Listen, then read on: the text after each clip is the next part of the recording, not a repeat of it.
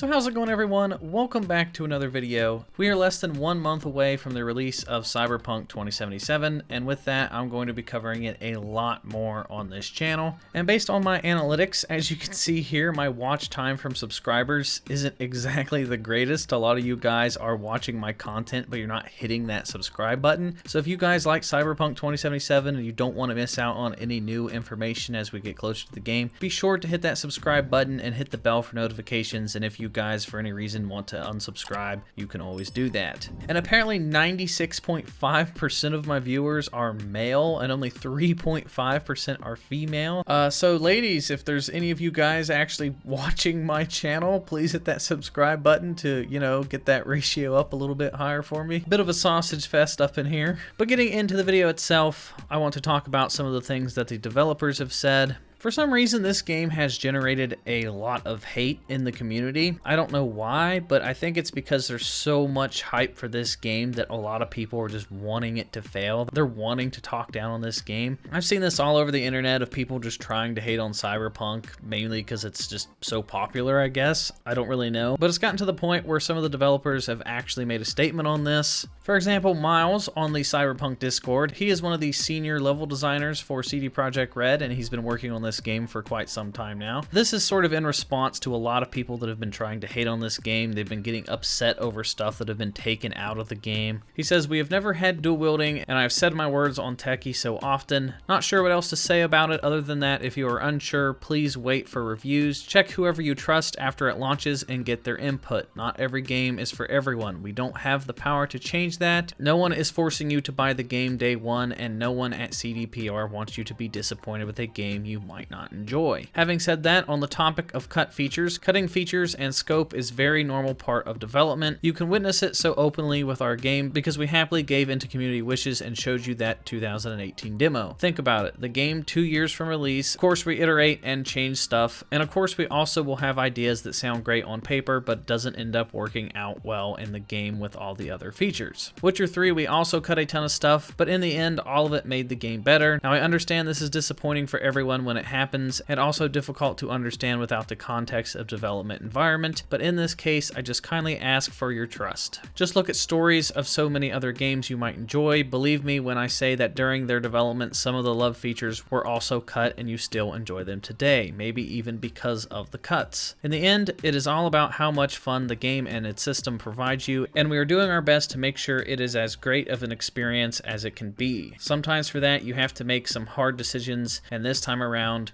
you were here to witness it. So it's kind of sad that he even has to come out and say something like this, but there's been so many people over the past couple months that have been nitpicking this game, and because of this reason I think this is why you see a lot of game companies are kind of silent when it comes to the development process. You can't really have it both ways. If a company's extremely open with you and they show you the step-by-step process and they give you updates over the years like CD Projekt Red has done, then you're going to see some of these changes. You're going to see a lot of the things get taken out of the game. Like 2 years ago where they released that gameplay and it said work in progress, it really was a work in progress. A lot of stuff has changed.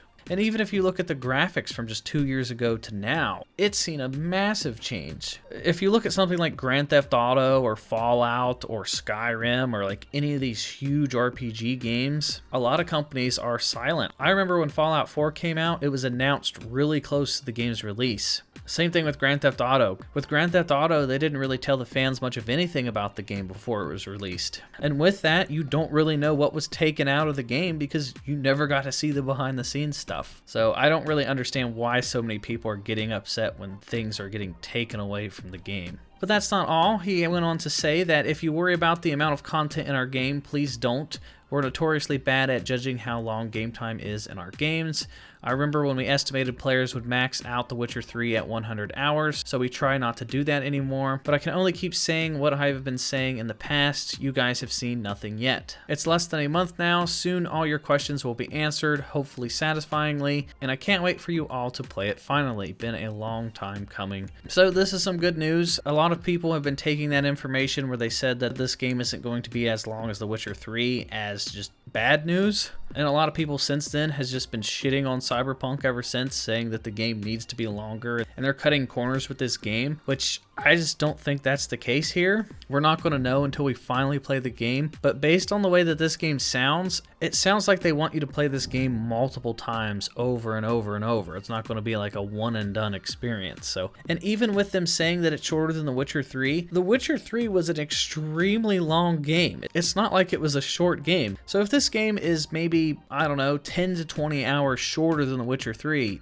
this game's still going to have a ton of stuff to do. So like he said, if you guys are worried about the length of this game, I probably wouldn't worry too much about it. And then just as some extra information for you guys, if you guys didn't hear already, somebody asked on Twitter about the vehicles and how they work and stuff, and if there's going to be vehicle storage. And then the Cyberpunk 2077 Twitter account responded by saying that cars in your possession will have storage, and you will be able to call these vehicles to you just like Roach in The Witcher 3. So if you're running around the environment and you need a vehicle, you can call it and it will drive itself right to you. And then these vehicles are a good way to store a lot of your inventory, which does make sense because it is a car after all. And then another tidbit of information we found out yesterday. Somebody said, hey, Cyberpunk game, will our character be visible in photo mode? And then they responded saying yes. So the photo mode will be available at launch, and you will be able to see your character in the photo mode. So I'm glad that this game does have a photo mode. This is huge for YouTubers because you can make custom thumbnails and stuff. I personally just like going in photo mode in games. I like taking pictures. It's just something that I enjoy doing. I think my favorite one so far was Marvel's Spider-Man. So I'm super glad that this is coming. I'm glad more and more games are adding this feature. And this gives the community an opportunity to, you know, sort of have competitions to see who can take the coolest screenshots. And if you guys have yet to pre-order the game, now is probably one of the best times to do it. If you guys prefer to have physical copies, or if you just want to save a little bit of money, right now on Amazon you can pre-order the game on both PlayStation 4 and on Xbox One for $49.94.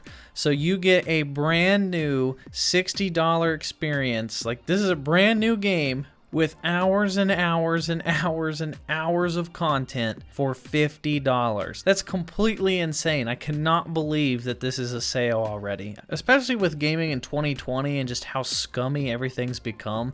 For $50, you just can't beat that deal. To put this into perspective, for $45, you can go out and play EA's Star Wars Squadrons with no additional DLC. You only get to play on a handful of maps, and you run out of things to do in about 2 or 3 days. Versus Cyberpunk, for just a couple dollars more, you probably get weeks and weeks and weeks of content, free DLC, a huge community, and the addition of multiplayer coming later on down the road. So if you guys have yet to pre-order the game, I highly recommend you check it out on Amazon. So that is going to do it for this video, guys. As I said earlier, I'm going to be covering a lot of Cyberpunk here going forward. I'm going to have tips and tricks and ranking videos, character guides, and just tons of stuff going forward with this game. So hit that subscribe button if you guys are new here, hit that bell for notifications. Be sure to follow me on Twitch at SwanyPlaysGames Live, and be sure to join the channel's Discord if you guys want to talk about everything Cyberpunk 2077. And that is going to do it for me, everyone, and I will talk to you all in the next video.